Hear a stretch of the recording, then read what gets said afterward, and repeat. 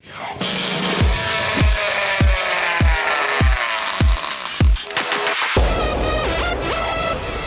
everyone, this is Pause or Repeat. Here we figure out whether a game is really worth your time and money. Today's game is the First Descendant.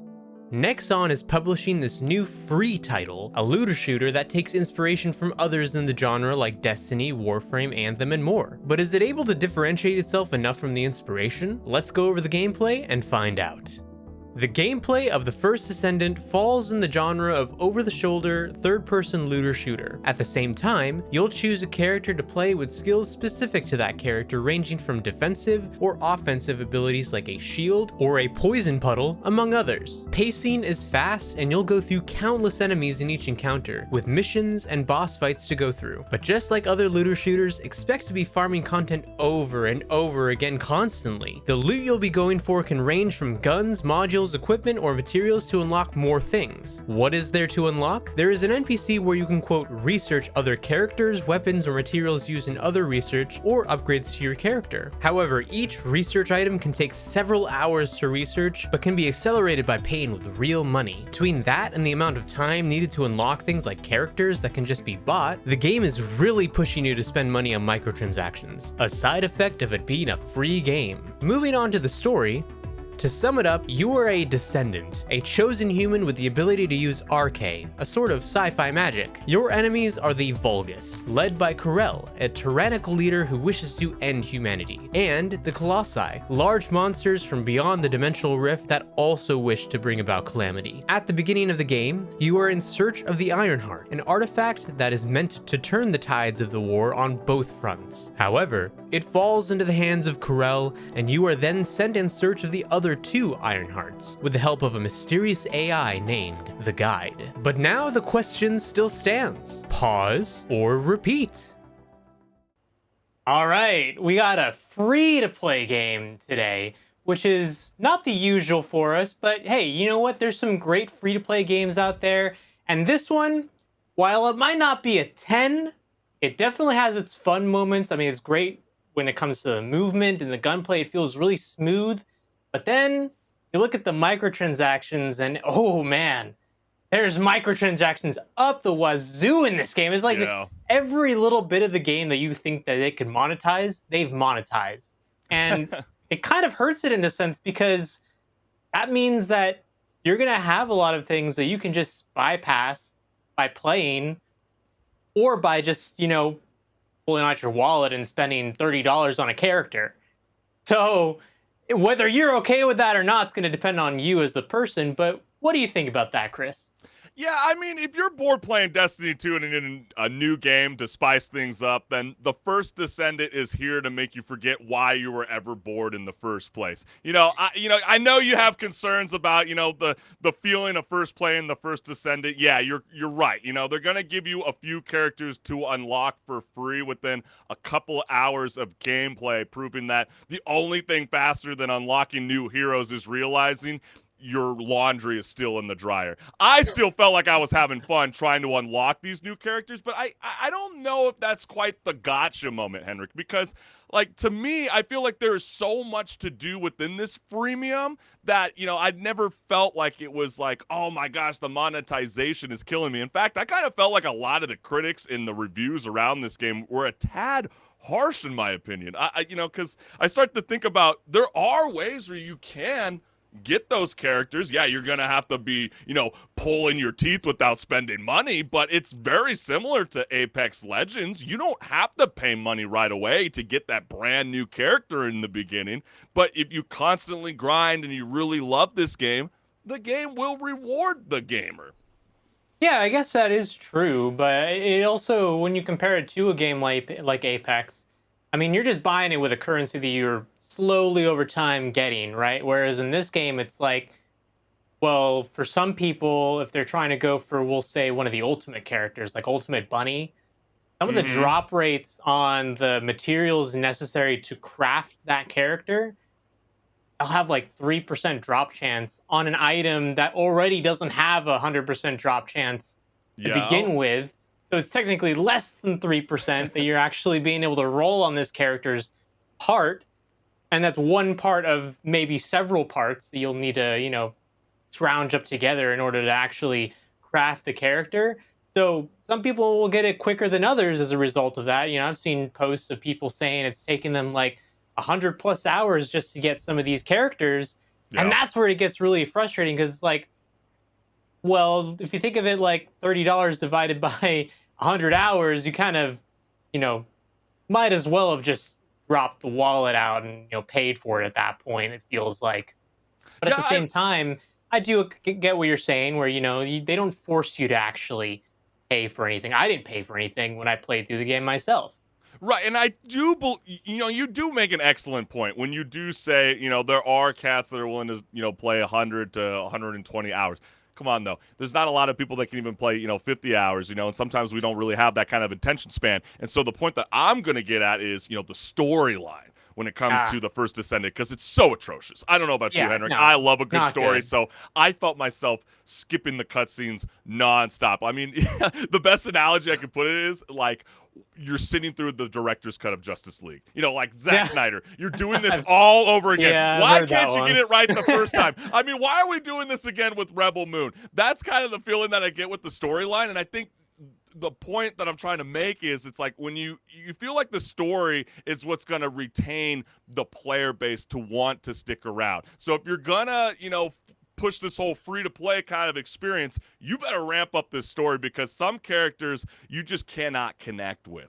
And I feel like in the long haul, that can really damage a game that can actually be kind of something kind of special because the environment, really looks very promising and you want to see Hmm. more out of it, but I just don't want to see it just die as quick as Anthem. And, with this kind Yeah. of move that they're doing right now, it wouldn't surprise me, especially with how electrifying 2025, the video game roster is going to be next year. What are they going to do to be able to retain that player base is something I'm still questioning. Yeah, I mean, it's not going to be the story. I mean, like you said, I don't think the story's anything to write home about either. It honestly, if I'm gonna be real with everyone right now, I didn't know who the hell Eamon was until the last one. I was like, oh wait, it's the dude who's like the right hand man of the main villain. And they keep Yeah. talking about this Eamon guy, but story, I'm like, Eamon, like, did we get introduced to this guy at some point? Like, I don't remember. And then Yeah. like all of a sudden, oh yeah, it's that guy. Like, and that just shows you that the storytelling kind of failed me in a sense. And I'm sure I'm not the only one. Like you said, you wanted to skip a lot of the cutscenes because they didn't grab your attention. And Yeah. really, it feels like they're wanting to focus on the gameplay being the thing that draws people in. But then there's Right. the question, well, who's really going to be invested in a game beyond 50 hours if they're stuck trying to farm for a character? It's going to be mostly just the people who are used to this kind of genre of game, the looter shooter genre, where they're stuck, like in Destiny 2, perhaps as well, grinding out something in the PvP rewards or running a raid constantly over and over just to get something to drop for them. I Yeah. will say at the same time, though, this game does feel a little more accessible, at least, than Destiny to at least hop into, because there's less of a larger group you have to put together for this end game content. I've even seen people get to the point of being able to solo things by themselves. I had to solo a boss to progress the story as well, so it's possible to do it by Yeah. yourself. It's just you have to put in that time to do so. Yeah, and those are all crucial concerns to be raised. But I know you were even kind of going like, oh, for like a freemium, yeah, you might be wanting to put down $30. That might not sound like the end of the world, especially when you consider it next to like Suicide Squad, Kill the Justice League. I'm just trying to wonder True, like what would true. be a worse game.